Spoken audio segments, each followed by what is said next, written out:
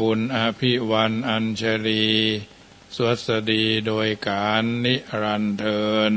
10 นิ้วกราบแนบใต้ไหวสาปารมีธรรม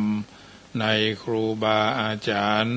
พระมหาเถรานุเถระท่านเจ้าคณะพระสังฆาธิการทุกรูปทุกตนขอความสุขความสวัสดีในธรรมะแห่งองค์สมเด็จพระสัมมาสัมพุทธเจ้าจงมีแก่บรรดาสาธุชนท่านผู้ฟังทุกท่าน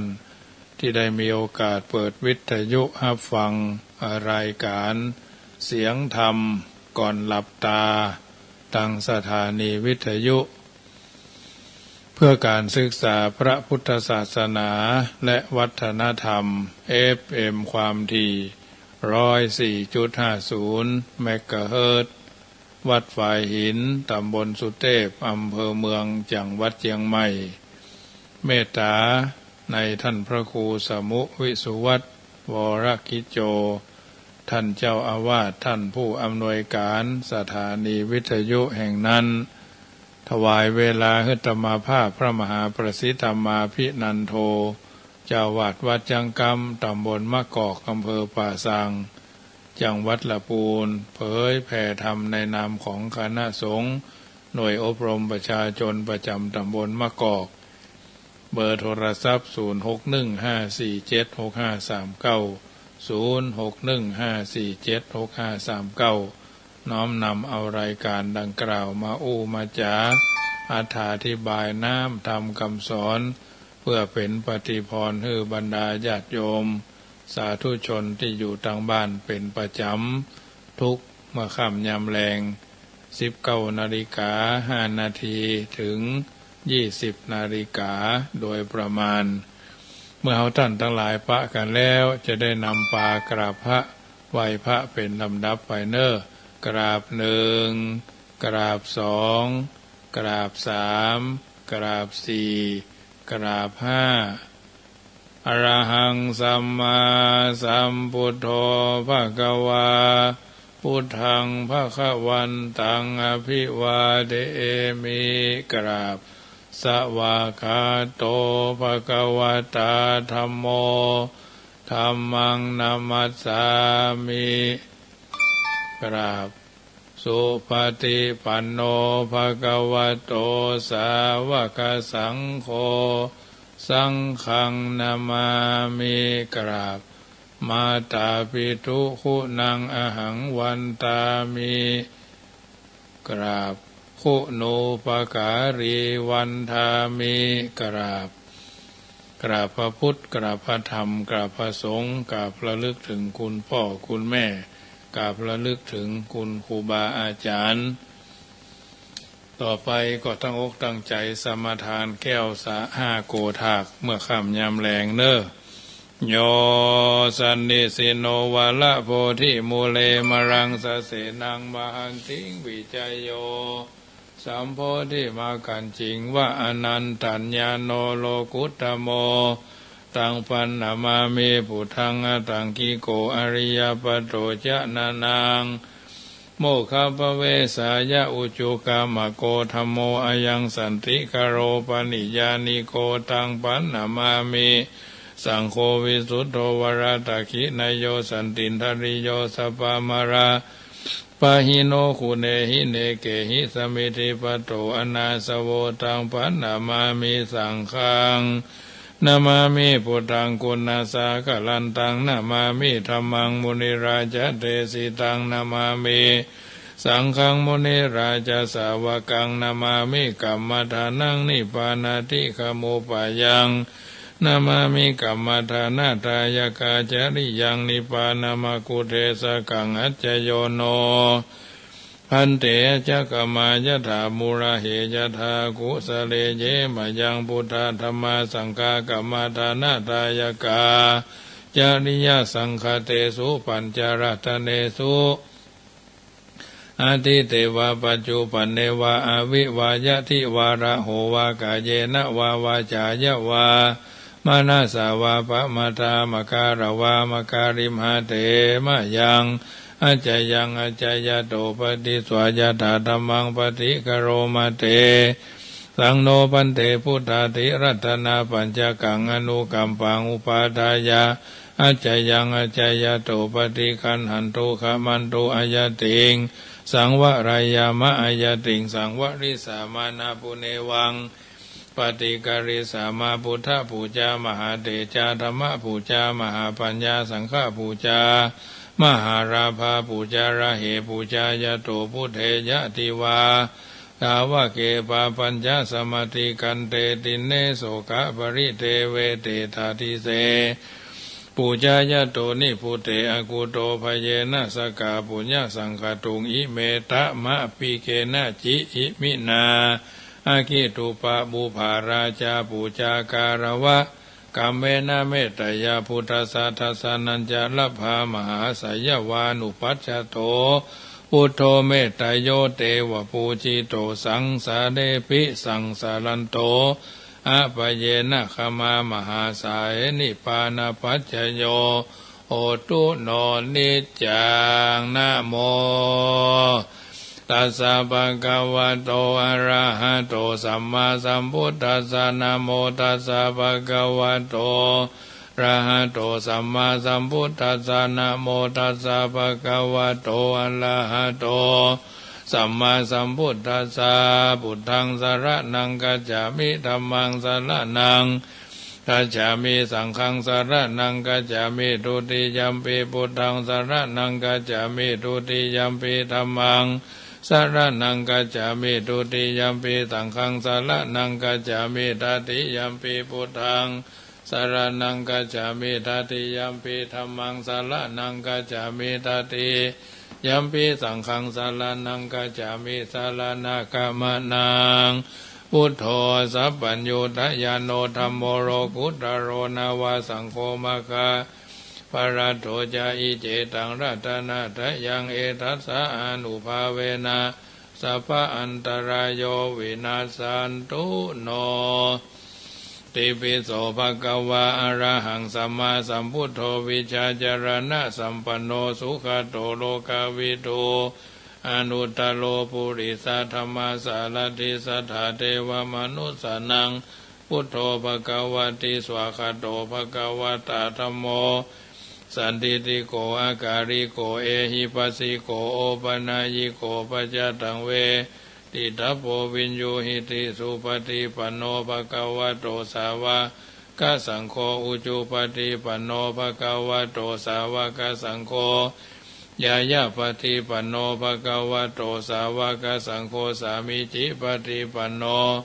ภะคะวะโตสาวกสังโฆยะติทังจัตตาลีปุริสายุคานิอัฏฐปุริสาปุคลาเอสะภะคะวะโตสาวกสังโฆอาหุนยโยปาหุนยโยตักขินยโยอัญชลีคารณิโยนุตตรังปุญญเขตังโลกัสสติยันตุนิมิตังอวามังกรันยะโยจามนาโปสกุณาสัสสะโตปะปะกะโหตุสุปินังอากันตังพุทธานุภาเวนะวินาสเมนโตยันตุนิมิตังอวามังกรัญยโยจามนาโปสกุณาสัสสะโตปะปะกะโหตุสุปินังอากันตังธัมมานุภาเวนะวินาสเมนโตยันตุนิมิตังอวามังกรัญยะโยจามนาโปสกุณาสัสสะโตปะปะกะโหตุสุปินังอากันตังสังฆา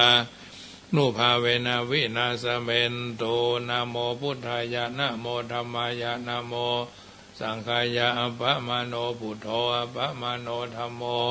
ปะมโนสังโฆพุทโธเมนะโธธัมโมเมนะโธสังโฆเมนะโธกัมมัฏฐานังเมนะทังกัมมัฏฐานะทายกาจาริโยเมนะโธอะหัมพันเตพุทธานุสติกัมมัฏฐานังยะจามิพุทธานุสติกัมมัฏฐานังเถทะเมพันเตอะหัมพันเตปิติอุปจาระสมาธิยะจามิปิติอุปจาระสมาธิเถทะเมพันเตยะโตหังภาคินิอะดิยายะชาติยาชาโตนาภิชานามิสันจิจาปานังจีวิตาวโรเปตาเตนะสะเจนะโสทิเตโหตุโสทิกาภัสสะโพชังโคสติสังฆโตธัมมานังวิจโยตถา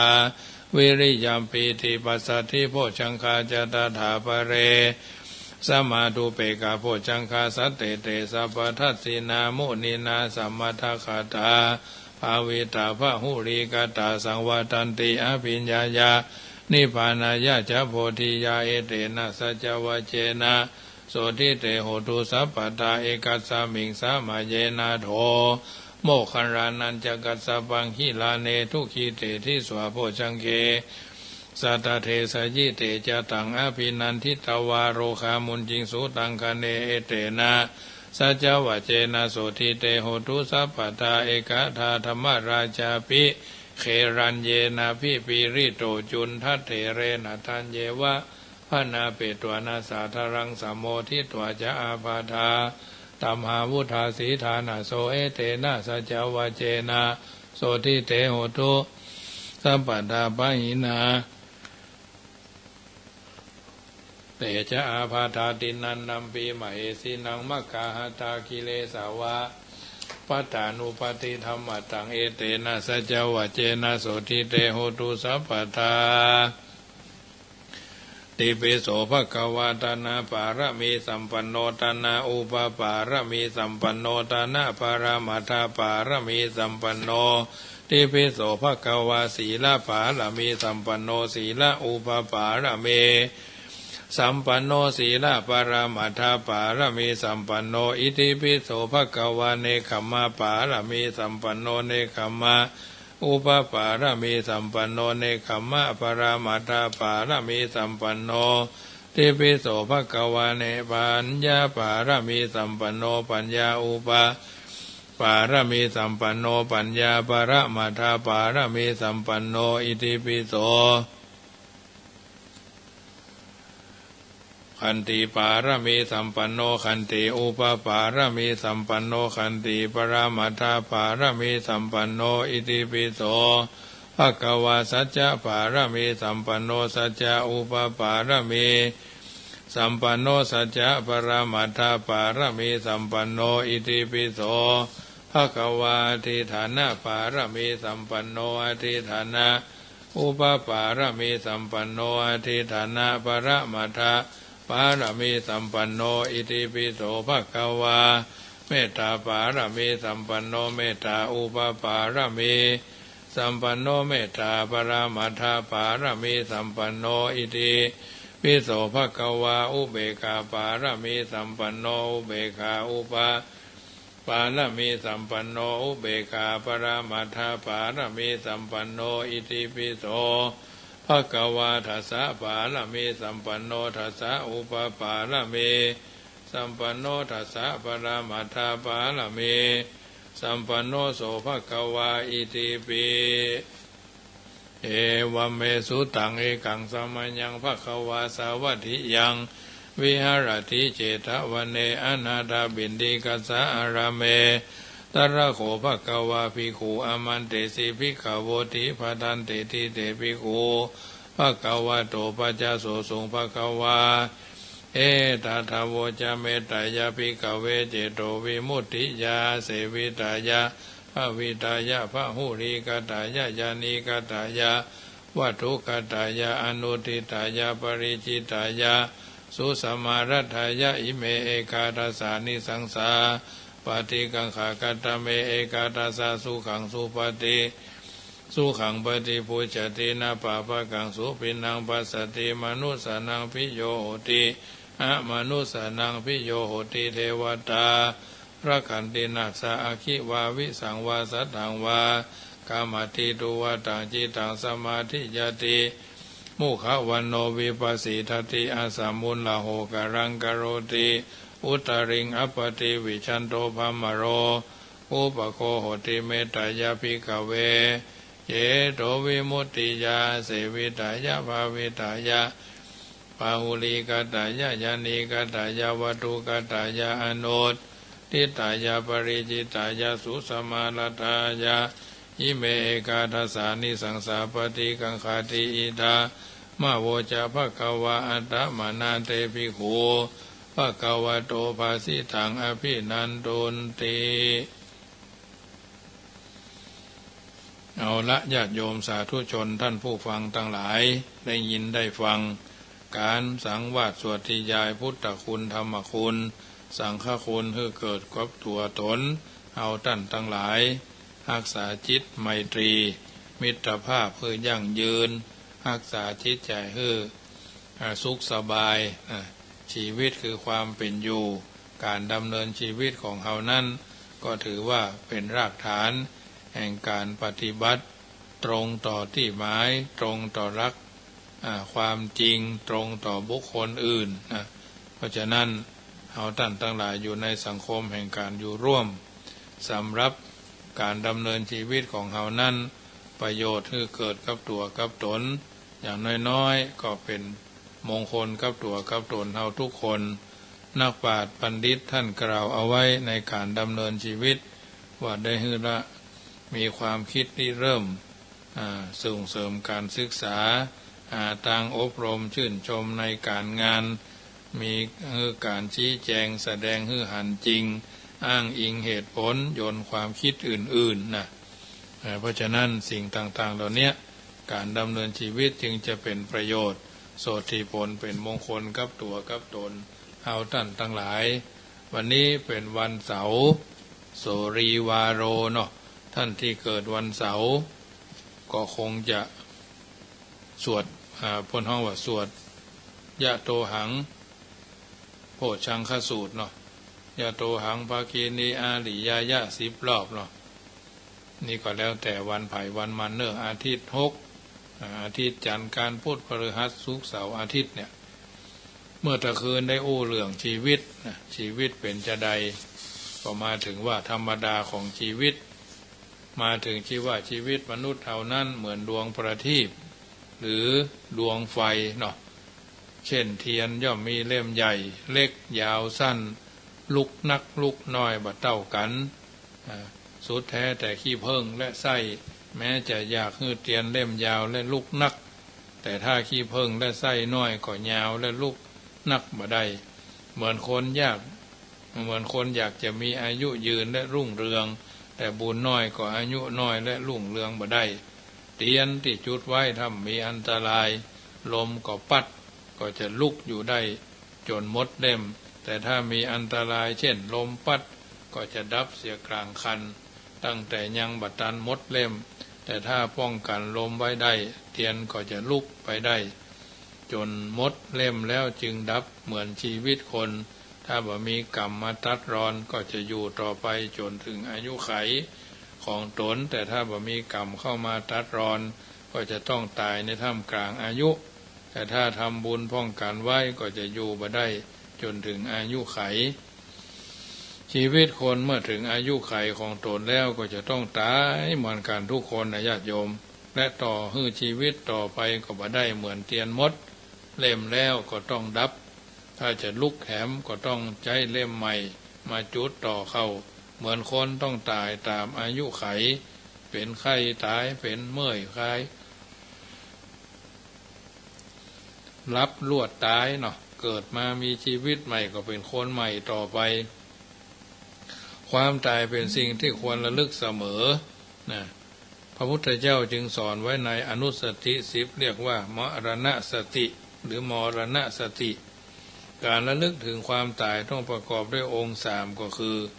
สติระลึกถึงเสมอญาณมีความรู้ชัดว่าต้องตายแน่นอนสังเวคะเกิดความสังเวชสลดหดหู่ใจในเรื่องตายจึงจะสำเร็จผลดีถ้าบ่มีการถ้าบ่ประกอบด้วยองค์3แล้วจะเกิดผลร้ายก็คือถ้านึกถึงความตายของคนที่ฮักก็จะต้องเป็นทุกข์เป็นเศร้าเป็นโศกเนาะนึกถึงความตายของคนที่เป็นศัตรูก็จะดีใจชื่นชมถ้านึกถึงความตายของคนที่บ่ได้เป็นอันยังกันเลยก็จะรู้สึกเฉยเหมือนสัปเหร่อหันซากศพถ้านึกถึงความตายของตัวเองก็จะเกิดความสะดุ้งตกใจกลัวตายเนี่ยการนึกถึงความตายเสมอจนหู้ชัดว่าต้องตายและสลดใจปรงธรรมสังเวชว่าเกิดมาต้องตายเหมือนกันทุกคนเช่นเนี้ยเปรียบเหมือนคนที่พอหันอสรพิษ ก่อนแล้วหู้ชัดว่าโอ้งูมีพิษงูบ่มีพิษเนี่ยก็บ่ตกใจหาทางออกเอาตัวรอดได้แต่ถ้าเอาอสรพิษหั่นก่อนส่วนตัวเองพอบ่หันอสรพิษก็จะถูกอสรพิษทำให้ตกใจและทำร้ายได้หรือหันเมื่อเวลามันมาถึงตัวแล้วก็จะตกใจนักลบหนีบัดตันอาจจะถูกมันชกทำร้ายได้พุทธเจ้าทรงลงเล็งหันกฎธรรมชาติธรรมดาของชีวิตคือความเกิดความแก่ความเจ็บความตายจึงได้ทรงสละราชสมบัติเสด็จออกบรรพชาจนสำเร็จพระสัมมาสัมโพธิญาณคนที่เล็งหันกฎธรรมดาก็สามารถจะเอาตัวรอดทุกข์ได้การที่ต้องพัดภาคจากของฮักของชอบใจไปก็เป็นธรรมดามีภัยจะหนีพ้นอย่าว่าแต่ของนอกกายเลยแต่ของในกายของเฮาเองก็ต้องพัดภาคจากกันไปทีละอย่างสองอย่างทีละน้อยทีละนักตัวเฮาเช่นเขี้ยวในปากก็จะจากไปคำซี่สองซี่อย่าตมาภาพเนี่ยทางหน้าก็ไปทางเก้าบนลุ่มเก้าบนซ้ายเก้าบนขวาก็ไปแล้วไปจนบางทีก็จะไปถอนจนมดปากแล้วก็จะใส่เขี้ยวฟักเพราะว่าเริ่มงดเงียดมานะหัวบนศีรษะเฮาเคยดำก็เริ่มจะขาวจะปอนละจะงอกมาละจะล่วงจะหล่นไปเตื้อเส้นสองเส้นเนี่ยความแจ่มใสทางดวงตาก็มาจากทางลุ่มทีละเล็กทีละน้อยจนฟ้าฟางมอบหันก็มีความก้องกังวานชัดเจนในช่องหูก็มาจากที่ละเล็กที่ละน้อยจนบางเบาบ่ได้ยินก็มีสติปัญญาก็เช่นเดียวกันญาติโยมสติปัญญาความทรงจำในตัวเฮาก้อยจากไปจนเอาเรื่องอันยังบ่ได้ก็มีข้อนี้ท่านเจ้าคุณพระเดชพระคุณท่านเจ้าคุณพระศาสนโสพลแจ่มจัตตสันละเถโรท่านกล่าวไว้น่าจับใจว่าเราจะต้องพลัดพรากจากของฮักบ่ายายยักษ์มั่นคงอย่าสงสัยรับรู้ตัวเสียก่อนบ่ร้อนใจถึงข่าวไปก็ไปตามกาลเวลาส่วนธรรมะส่วนในเรื่องกรรมนั้นนับว่าเป็นเรื่องสำคัญเรื่องหนึ่งในพุทธศาสนาและเป็นเรื่องสำคัญในชีวิตเรื่องหนึ่งจะได้กล่าวโดยพิสดารเป็นลำดับไปกับผู้ที่ตั้งใจฟังต่อมาก็คำว่าความรักชีวิตนะความรักชีวิตก็เป็นเรื่องที่ชีวิตคืออะไรเนาะมาถึงบทที่นั่นเนี่ยมาชีวิตมาจากอะไรธรรมดาของชีวิตมาถึงบทที่สี่เนาะความรักชีวิตอันว่าความรักในที่นี้จะกล่าวมาได้หมายถึงจักบ่ได้กล่าวมาจักบ่ได้หมายถึงราคะที่แปลว่ากำนัดและบ่ได้หมายถึงกามตัณหาที่แปลว่าอยากได้ในกามารมณ์แต่หมายถึงเปมะซึ่งแปลว่าเปรมหรือปราบปลื้มหมายถึงปิยะหรือที่แปลว่าน่ารักหรือเป็นที่รักเนาะความปราบปลื้มในใจของคนอื่นบ่เท่ากับปราบปลื้มในใจของตัวเก่าแม้ว่าคนนั้นจะเป็นคนที่เฮาฮักนักสักเพียงใดเช่นคนที่เฮาฮักได้ลาภได้ยศได้สรรเสริญได้สุขได้ทุกข์ได้ดีอย่างนั้นอย่างนี้เฮาก็จะปราบปลื้มใจนักทีเดียวแต่ถ้าเฮาได้ลาภเองได้ยศเองได้สุขเองได้ดีเองอย่างใดๆเองเฮาจะปราบปลื้มใจนักกว่านั้น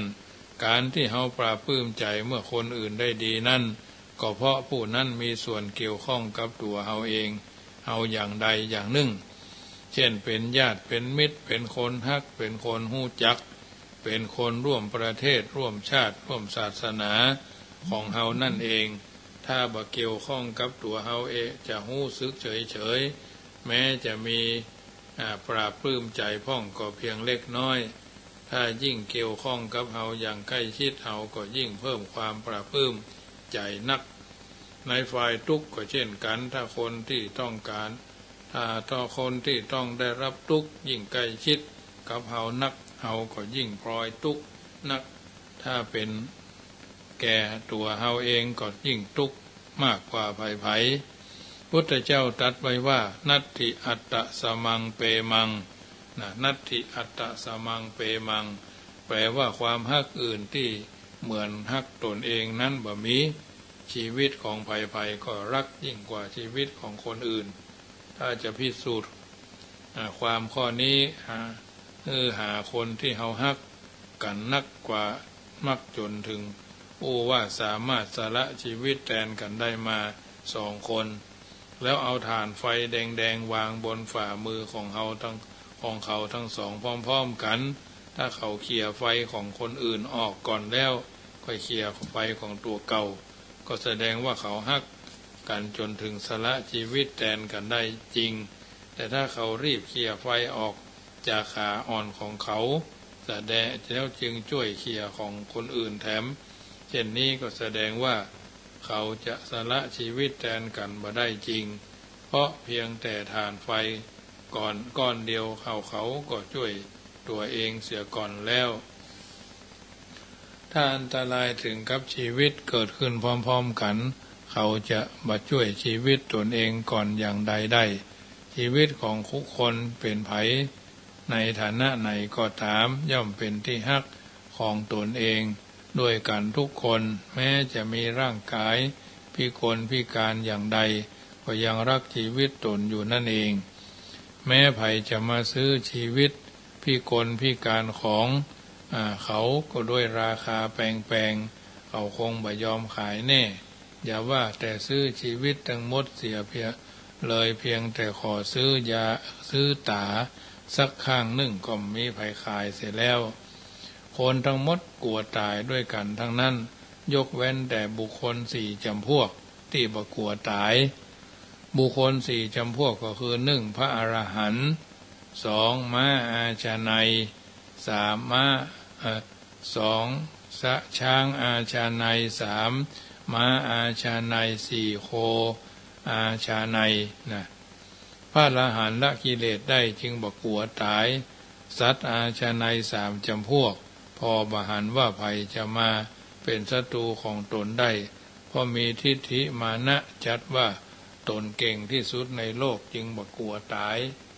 คนกลัวตายก็เพราะยังฮักชีวิตของตนอยู่ส่วนคนที่ฆ่าตัวตายก็ไม่ใช่ว่าบ่ฮักชีวิตของตัวแต่ว่าทำไปด้วยความเข้าใจผิดด้วยคิดว่าตายไปพ้นทุกข์ดีกว่ามีชีวิตอยู่ทนทุกข์ซึ่งความจริงนั้นตายไปแล้วอาจจะต้องได้รับทุกข์มากกว่ามีชีวิตก็ได้ในทางพุทธศาสนาก็ห้ามการฆ่าตัวตายไว้เนาะหลักธรรมมีอยู่ว่าจิตเตสังกิริเถทุกขติปาติกังขาในเมื่อจิตเศร้าหมองต้องไปทุกขติดังนี้ฉะนั้นคนที่กึศฆ่าตัวตายเพื่อหลีกหนีทุกข์นั้นจะต้องประสบทุกข์มากกว่าเก่าเพราะว่าคนตายเพราะมีความทุกข์จิตใจบ่ผ่องใสเมื่อไปเกิดใหม่จะพ้นทุกข์อย่างใดคนที่ฆ่าตัวตายเพราะเขาหันพิษตายพ้นทุกข์ดีกว่าอยู่ทนทุกข์แต่ถ้าเขาหันชัดว่าถ้าฆ่าตัวตายไปเกิดใหม่จะต้องได้รับทุกข์ยิ่งกว่านี้หลายเท่านักเขาจะบ่กล้าฆ่าตัวตายคนหันพิษจนถึงฆ่าตัวตายเช่นนี้จักยึดถือหลักปฏิบัติบ่ได้เลยในหนังสือวิสุทธิมรรคซึ่งเป็นหลักสูตรปริยัติธรรม7 ประโยค8 ประโยค9 ประโยคกล่าวว่าได้สอดส่องดูทั่วทุกทิศแล้วพอบหันว่าภัยจะน่ารักยิ่งกว่าตัวเฮาเองเมื่อหู้ตัวเฮาเป็นอย่างนี้แล้วก็บ่ควรเบียดเบียนคนอื่นเพราะชีวิตของไผก็ต้องฮักทั้งนั้นบางคนตีราคาชีวิตของคนอื่นไว้ที่ถูกที่สุดเพียงแค่เขาบ่ถูกใจก็ฆ่าเขาตายเสียแล้วส่วนชีวิตของตนตีราคาไว้สูงนักไผจะบ่ถูกใจเพียงนิดหน่อยเป็นอันบ่ยอมเช่นนี้จะชื่อว่ายุติธรรมได้อย่างใดเพราะคนอื่นตีราคาชีวิตเขาพ่องเฮาคงบ่ยอม ภาพถ่ายที่มีภาพเฮารวมอยู่โดยเฮาจะสนใจภาพนั้นนักเฮาจะพอหารูปของตัวเฮาพบจนได้เสาะหารูปเฮาจนได้ภาพหมู่นี่นะอยากจะดูท่าทางอย่างใดวางท่าเหมาะสมหรือบ่เหมาะเนี่ยก็แสดงว่าเฮาฮักตัวเก่ายิ่งกว่าคนอื่นมีเรื่องเล่าว่าเจ้าสากยะกับเจ้าโกริยะยกทัพมาปะทะกันที่แม่น้ำโรฮินีเพื่อจะลู่น้ำเข้านาของตนเกือบจะลบฟันกันอยู่พอดีสมเด็จพระสัมมาสัมพุทธเจ้าเสด็จมาห้ามด้วยการตั้งคำถามว่าชีวิตเจ้าแต่เพียงองค์เดียวราคาเท่าใดต่างก็ทูลว่าข้าเจ้าหากล้าบ่ได้คือนักที่สุดจนประมาณราคาบ่ถูกแต่ตัดถามว่าน้ำราคาเท่าใดต่างก็ทูลว่าราคาบ่นักถ้าจะซื้อจะขายก็ราคาเพียงเท่านั้นเท่านี้พุทธเจ้าจึงทรงชี้แจงให้สติว่าเพียงแต่ชีวิตเจ้าเององค์เดียวเท่านั้นก็มีราคาสูงกว่าน้ำจนประมาณบ่ได้ฉะนั้นท่านจึงกล้าเอาชีวิตที่ท่านหากล้าบ่ได้มาแลกกับน้ำซึ่งมีกล้านิดหน่อยเท่าเหล้าถ้าท่านลบกันจนฝ่ายใดฝ่ายหนึ่งตายไปแม้เพียงคนเดียวก็จะได้น้ำไปต้องกลางแต่ก็ต้องขาดทุนจนประมาณบ่ได้เจ้าเหล่านั้นก็พันปิกไปได้สติปิกมากันตามเดิมแล้วยกทัพปิกไปเหตุที่ทำให้คนบางคนฆ่าตัวตายได้นั่นถ้าเกิดขึ้นแก่บางคนเขาจะบ่ต้องฆ่าตัวตายเพราะเขาหันว่าชีวิตมีค่าสูงกว่าเหตุที่จะต้องฆ่าตัวตายเพราะจนประมาณบ่ได้เขาบ่กล้าเอาชีวิตเข้าแลกหรือเพราะหันว่ายังมีทางแก้ไขในชีวิตของเขานั่นเองคนบางคนลืมราคาของชีวิตเสียจึงยอมขายตัวเองโดยราคาเพียงเท่านั้นเท่านี้ยอมให้คนอื่นซื้อเอาตัวไปใช้ในทางที่ผิดตามความต้องการของเขาจึงได้มีคำสอนไว้ว่าอัตตานังทะเทโปโสคนเป็นคนไม่ควรขายตัวเองอัตตานังทะเทโปโสเป็นคนไม่ควรขายตัวเองดังนั้นสมมุตินายกถูกนายขออูจาหมิ่นนายกโกรธเกลียดแค้นจึงจ้างนายขอด้วยเงินเป็นจำนวนบาทนักคือฆ่านายขอเสียคือฆ่านายขอเสียนายขอหันแก่เงินจึงฆ่านายขอตายเพราะที่รับบ่มีในโลกต่อมานายขอถูกจับได้จึงซัดกันไปซัดกันมาซัดกันไปซัดกันมา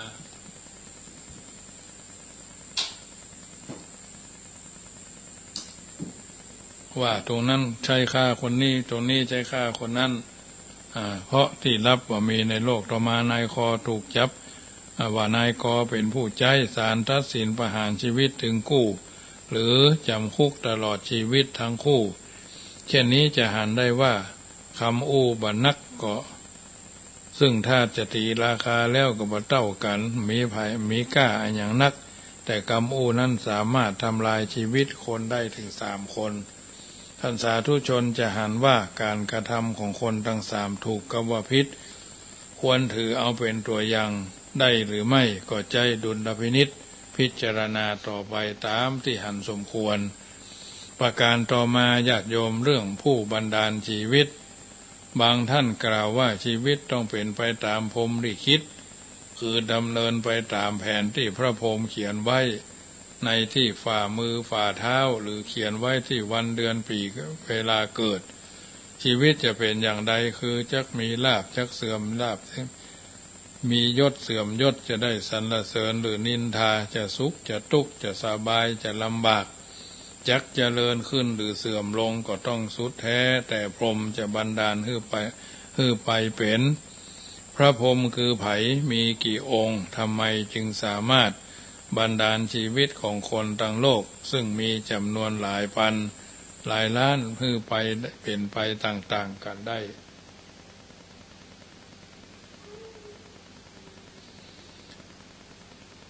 ทุกวันในทางพุทธศาสนากล่าวไว้ว่าพระพรหมแปลว่าประเสริฐถ้าเป็นชื่อของคนก็แปลว่าคนประเสริฐถ้าเป็นชื่อของธรรมก็แปลว่าธรรมประเสริฐคนจะประเสริฐก็เพราะมีธรรมประเสริฐธรรมประเสริฐก็จะทำให้เป็นพรหมได้นั้นมีหลายอย่างก็คือฌานก็คือความเพ่งในใจอารมณ์เฉพาะอย่างใดอย่างหนึ่งสนใจสงบพระนิวรณ์ถึงห้าได้ผู้สำเร็จฌานชั้นใดชั้นหนึ่งตายแล้วจะได้บังเกิดเป็นพระพรหม2เมถุนวิรัติการงดเว้นจากกามารมณ์ก็ทำให้คนเป็นพระพรหมได้เรียกว่าพรหมจารีแปลว่าผู้ประพฤติเหมือนพรหมคือเว้นกามารมณ์พ่องเรียกว่าเพศพรหมจรรย์ในองค์ที่ศีลข้อที่3ในศีล8ข้อกล่าวว่าอพรหมจริยาเวรมณีแปลว่าเว้นจากความประพฤติที่บ่ใช่กิจของพรหมก็คือเว้นจากกามารมณ์นั่นเอง3พรหมวิหารธรรมพรหมวิหารธรรมคือธรรมเป็นเครื่องผูกเป็นเครื่องอยู่ของพรหมมีอยู่4เมตตาความรักใคร่ปรารถนาจะให้เขาเป็นสุขกรุณาความสงสารกึศจะช่วยเหลือให้เขาพ้นทุกข์มุทิตาความพลอยยินดีในเมื่อผู้อื่นได้ดีอุเบกขาความวางเฉยเป็นกลางบ่ดีใจบ่เสียใจเมื่อผู้อื่นถึงความวิบัติโดยถือว่าสุดแต่กรรมที่เขาจะกระทำดีได้ดีทำชั่วได้ชั่วเนาะถ้าพิจารณาตามหลักธรรมในพุทธศาสนาแล้วเขาเข้าใจว่าพระพรหมซึ่งบางท่านเข้าใจว่าเป็นผู้มีอำนาจบันดาลชีวิตของคนทั้งหลายให้เป็นไปต่างๆเช่นนั่นคงหมายถึงท่านผู้สำเร็จฌานแล้วไปเกิดบนสวรรค์ไปเกิดในสวรรค์ถ้าพรหมเป็นผู้บันดาลให้จริงดังเข้าใจท่านก็คงบันดาลให้ทุกคนมีความสุขมีความเจริญกันทั้งหมดโลกเพราะท่านเป็นผู้มีพรหมวิหารธรรมประจำใจคงบ่ต้องการให้ภัยต้องทุกข์ยากลำบากประสบความเสื่อมเสียต่างๆแต่โลกก็ยังมีผู้ประสบความทุกข์ยากลำบากมากกว่าผู้ที่ประสบความทุกข์ความสุขความเจริญถ้าพระพรหมเป็นผู้บันดาลได้จริงแล้วผู้ที่ต้องทุกข์ยากลำบากหรือเกิดเป็นคนพิกลพิการแต่กำเนิดเช่นตาบอดหูหนวกมือเท้าเสียก็คงต้องปากันลงโทษพระพรหมว่าเป็นผู้บ่ยุติธรรมบ่สมควรจะเป็นพรหมคือเป็นคนประเสริฐเป็นคนดีเพราะฉะนั้นในเรื่องพระพรหมเป็นผู้บันดาลชีวิตต้องเป็นไปตามพระพรหมลิขิตยังมีข้อสงสัยบัดน่าเชื่อถืออยู่นักเป็นต้นญาติโยมสาธุชนท่านผู้ฟังทั้งหลายรายการเสียงธรรมก่อนลับตาก็มาถึงช่วงสุดท้ายก่อนนำรายการจากท่านไปก็ขอบอกเจริญพรประชาสัมพันธ์ข่าวสารงานบุญที่จะเกิดขึ้นในแฮมเบอร์เหมือนนี้ก็คือวันที่14-15ของวันที่14-15ของงานเดินขึ้นดอยสุเทพเนาะและก็งานทำบุญส่งน้ำพระธาตุเจดีย์วัดพระธาตุดอยสุเทพวัดพระธาตุริพูนชัยวันที่15วัดพระธาตุละพูนนี่เริ่ม9 10 11 12 13 14 15สุดท้ายในเมืองละพูนมีการทำบุญส่งน้ำอาทิที่เกิดปีไก่เนาะพระธาตุละพูนก็ไปไหว้ไพศาลได้มีการแข่งกองหลวงด้วยเนาะแล้ววันที่23ของงานส่งน้ำพระธาตุเจดีย์อาทิบุรพาจารย์บรมสารีริกธาตุที่วัดพระพุทธบาทตากผ้าเนาะพระอารามหลวงอันนี้ก็มี2วัน22 23เนาะญาติโยมมีโอกาสก็ไปกินไปทานได้อันนี้เป็นมีการประกวดห้องเพลงในตำบลร้านกาดมั่วครัวแรงนี่ก็มีประมาณ50 ล้านวันที่22เมื่อแรงนี่จำกัดเฉพาะในตำบลเนาะนอกนั้นก็จะมากินมาทานร่วมด้วยช่วยกันก็ตามจิตเจตนาของท่าน ส่วนวัดจังกัมก็วันที่8มิถุนาเดือนหน้านะเป็นเดือน9เหนือออก9ค่ำวันที่31พฤษภานี่ก็จะไปอาราธนาน้ำจากดอยขะม้อ 1,749 ขั้นประมาณตีสี่ปลายนี่ก็จะเดินทางไปอาราธนาน้ำณมณฑลพิธีบนดอยขะม้อทิศตะวันออกของเมืองละปูนตำบลมะเขือแจ้อำเภอเมืองละปูนเนาะอันนี้ก็ญาติโยมสาธุชนก็ร่วมกินร่วมทานได้เนอะสังฆทานจำนวน15ชุดชุดละ500 บาทเป็นปิ่นโตถวายพระทหารเจ้าก็ทำแบบนิวโนมอนเนาะบาได้เลี้ยงกันที่วัดพระเจ้าประสงค์12 รูปในตำบลนอกตำบลที่ไปมาหาสู่กันช่วยเหลือเจือปูนกันเนี่ยสังฆทาน15ชุดชุดละ500 บาทผ้าปังสกุลจำนวน12 ผืน12ชุดชุดละ200 บาทขันเข้าก็109ขันละ50 บาทอันนี้ก็น้อมเอิญเจริญปอนได้เนอะวันที่8เดือนหน้าเป็นวันพุธบุญขินบุญตาลก็จะได้เป็นเสบียงต่อกับเฮาท่านทั้งหลายในการดำเนินชีวิตบ่ฮือผิดเพี้ยนบ่ฮือผิดพลาด ท่านทั้งหลายฟังรายการแล้วเป็นจะได้กึดจะได้ค่อยใจถึงแปลงใจตึงก็โทรศัพท์ทักทายกันเข้ามาได้ที่061-547-6539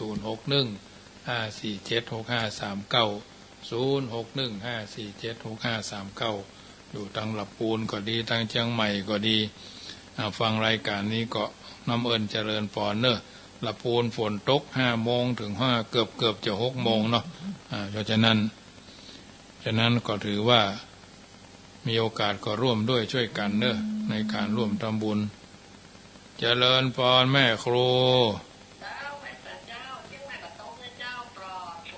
โอ้วันนี้เย็นช่ำเลยวันนี้แต่คืนตกอ่ะ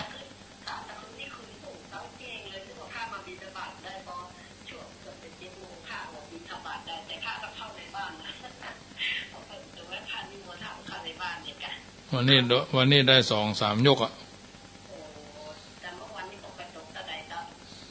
เพราะ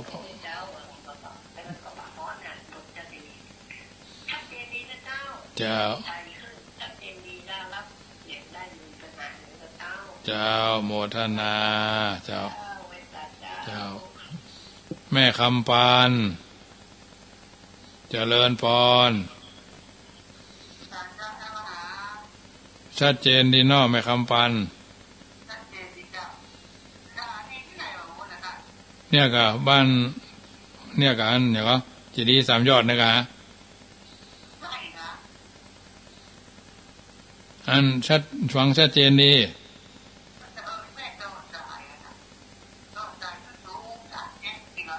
ไม่เคยได้ออกเรียน104 วัดฝ่ายหิน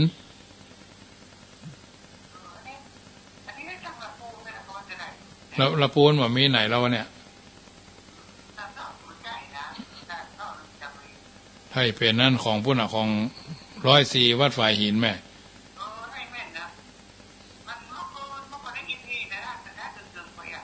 เมื่อคืนได้ยินที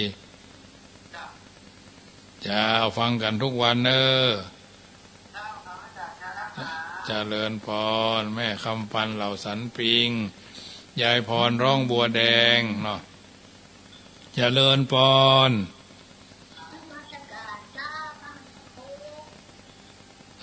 ท่านมาหายกับแม่อาตมาไม่ได้เป็นพ่อครูนะ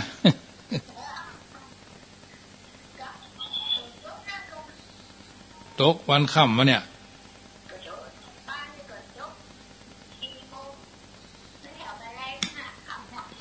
เดี๋ยวนี้ก็คืนนี้เมาออกเนาะ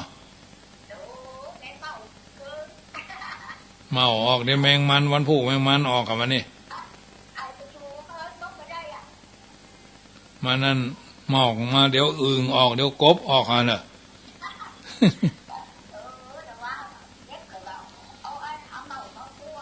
นั่น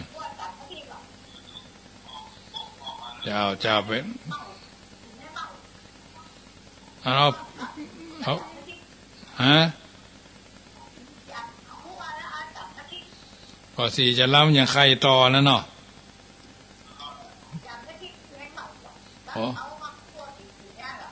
ม่กินอยู่กะ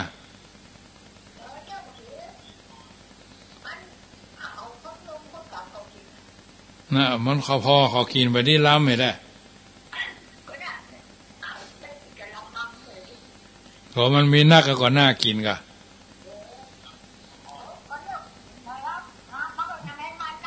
เจ้าเป็นกำลังใจเนอะจะเลินพรเนาะ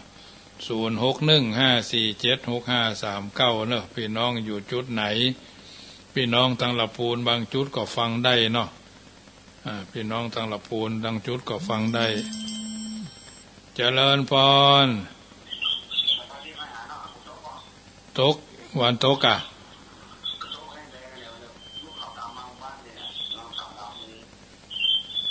เผาวัน2 วันนี่กะอ๋อเงินเย็นเนาะ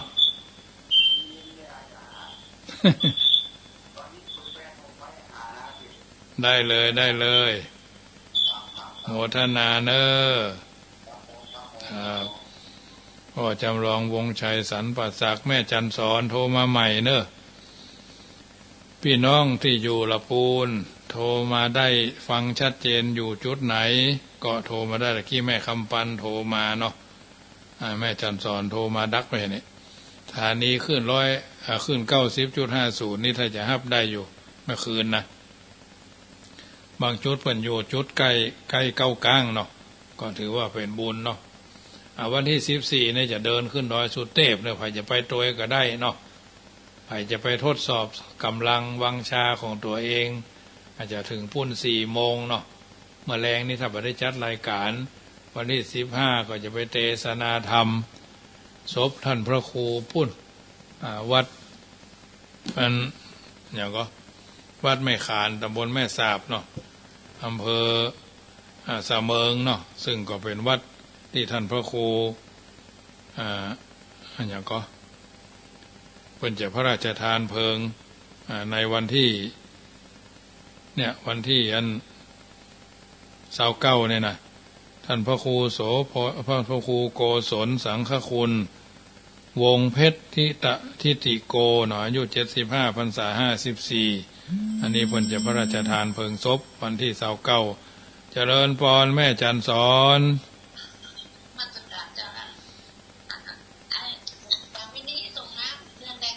เดือนหน้าแม่เจ้าแม่จันสอนศรีประเสริฐบ้านเจดีย์3 ยอดคืนวันที่15อาตมาภาพจะไปเทศนาธรรมวัดแม่ขานตำบลแม่สาบอำเภอสะเมิงแม่บุญนำทองเรื่อมพร้อมด้วย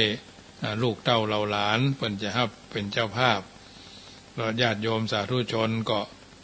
วันจะเจริญพรแม่จันเพนฟังกันชัดเจนดีเนาะฝนตกเอาวะเนี่ยพอเย็นเนาะวันนี้เนาะวันที่14แม่โอ้ได้กะสบายก็เว้นมา2 ปีนี่กะ